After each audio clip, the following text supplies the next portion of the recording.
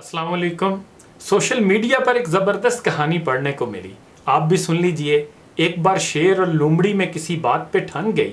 लोमड़ी ने कहा कि कुछ भी हो वो शेर से बदला ज़रूर लेगी। लोमड़ी ने जंगल में एक ब्यूटी पार्लर खोला और जंगल के बादशाह शेर से आजिज़ी से इस्तदा की कि हजूर आली मुकाम, आप अपने मुबारक कदम हमारे ब्यूटी पार्लर में रखें और इसका इफ्तिताह कीजिए। शेर हंसा और कहा कि ए नादान लोमड़ी, मैं तो शेर हूँ, मुझे बनाओ संगार से क्या लेना देना, ये काम तुम किसी और से कराओ। लोमड़ी ने कहा, ए खूबसूरती के पैकर, ए मेरे रहम दिल आलीजा, मैं आपकी रेपुटेशन बेहतर बनाना चाहती हूँ। आपको इल्म ही नहीं है बादशाह आली मर्तबत के आपके मुखालफों ने आपके बारे में कई झूठे दावे मशहूर किए हैं। नित नई अफवाहों का बाजार गर्म है। आपको जंगल में कदामत पसंद और तंग नज़र बादशाह कहा जा रहा है और आपको रोशन ख्याली का दुश्मन समझा जा रहा है। आप ब्यूटी पार्लर का इफ्तिताह करेंगे तो आपके मुतल्लिक ये अफवाहें दम तोड़ देंगी। शेर ने एक लम्हा लोमड़ी की बातों पे सोचा और फिर इफ्तिताही तकरीब में आने की हामी भर ली। शेर ने ब्यूटी पार्लर का फीता काटा। रीछ, लगड़ बगड़, भैंसे, गाय, ज़ेब्रा, हिरन, इन सब जानवरों ने खूब तालियां बजाईं। स्टेज सेक्रेटरी बंदर था।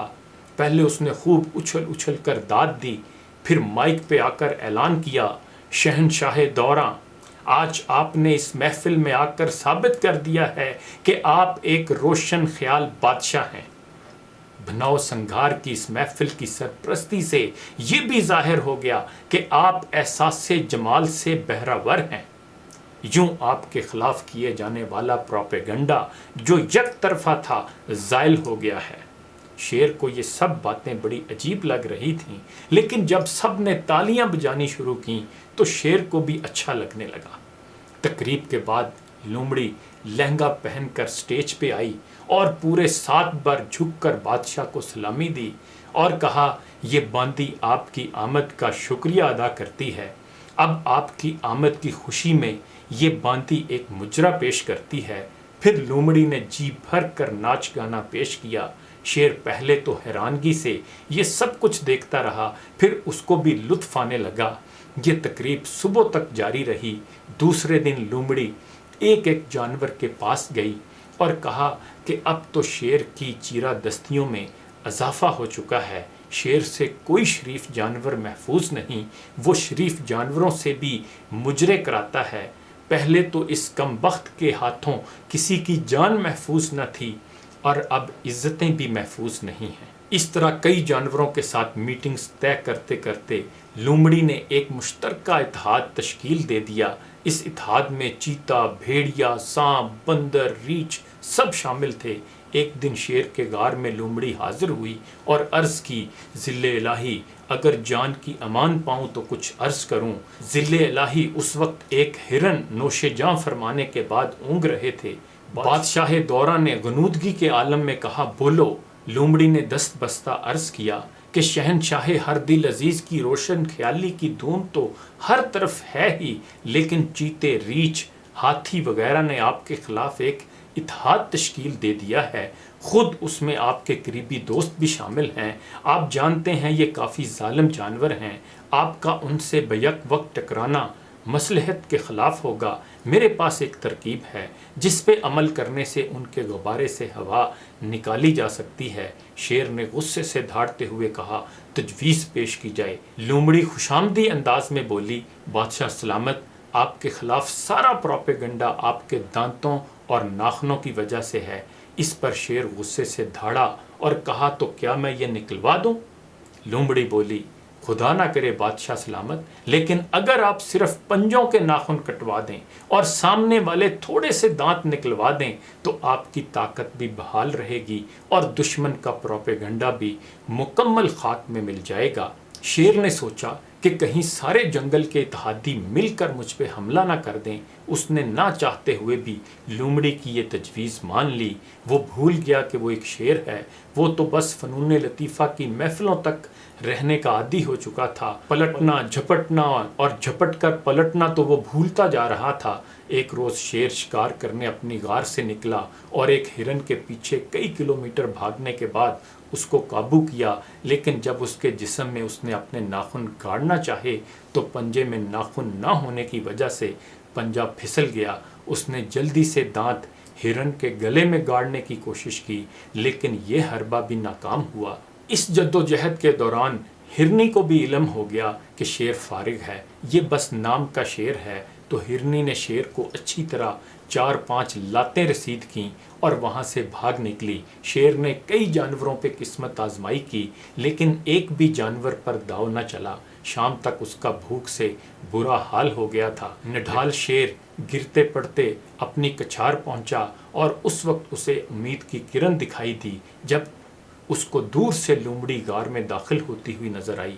لومڑی نے بادشاہ سلامت کے آگے نہ سلام پیش کیا، نہ اس کو ذل الہی یا عالی جا کہا، نہ ہی شیر کو شہنشاہ دوراں کہا، بلکہ لومڑی نے طنزیہ انداز سے اسے کہا کہ بھوک تو بہت لگی ہوگی۔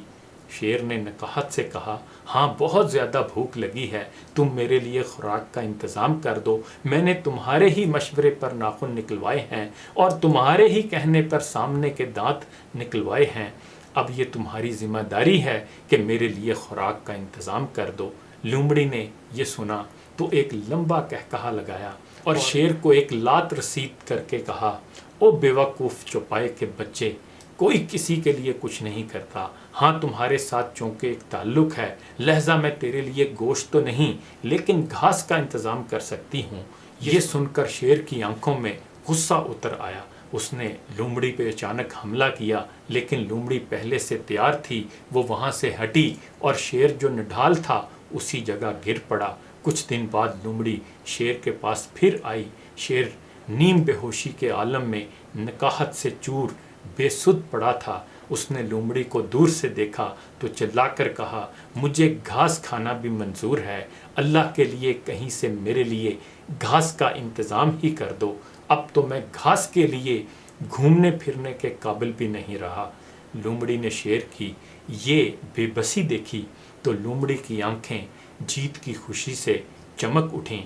لومڑی نے شیر کو حکماً کہا کہ گھاس بھی تب ہی مل سکتی ہے جب تم منہ سے میاؤں کی آواز نکالو۔ یہ سن کر شیر کا جی چاہا کہ زمین پھٹ جائے اور وہ اس میں دھنس جائے، لیکن جس کو اپنے وقار سے زیادہ اپنی جان عزیز ہو اس کی زمین میں دھنس جانے کی خواہش بھی پوری نہیں ہوا کرتی۔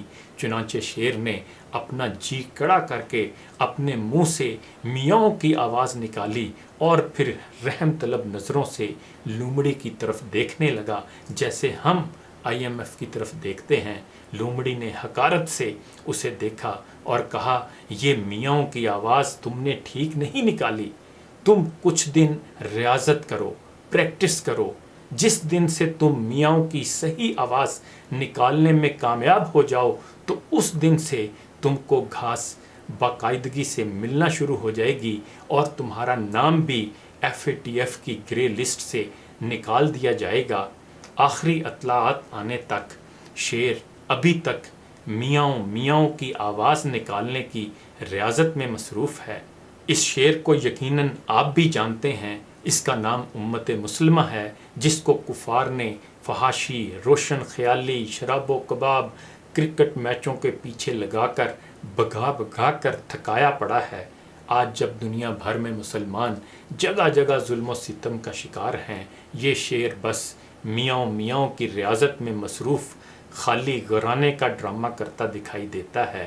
اقبال نے اس شعر بارے ٹھیک ہی کہا تھا کہ ہر کوئی مست میں ذوق طعنہ ثانی ہے، تم مسلمان ہو یہ انداز مسلمانی ہے، حیدری فقر ہے نہ دولت عثمانی ہے، تم کو اسلاف سے کیا نسبت روحانی ہے، وہ زمانے میں معزز تھے مسلمان ہو کر اور تم خوار ہوئے تارک قرآن ہو کر۔ انہی گزارشات کے ساتھ اجازت چاہوں گا، اپنا خیال رکھیے گا، اللہ حافظ۔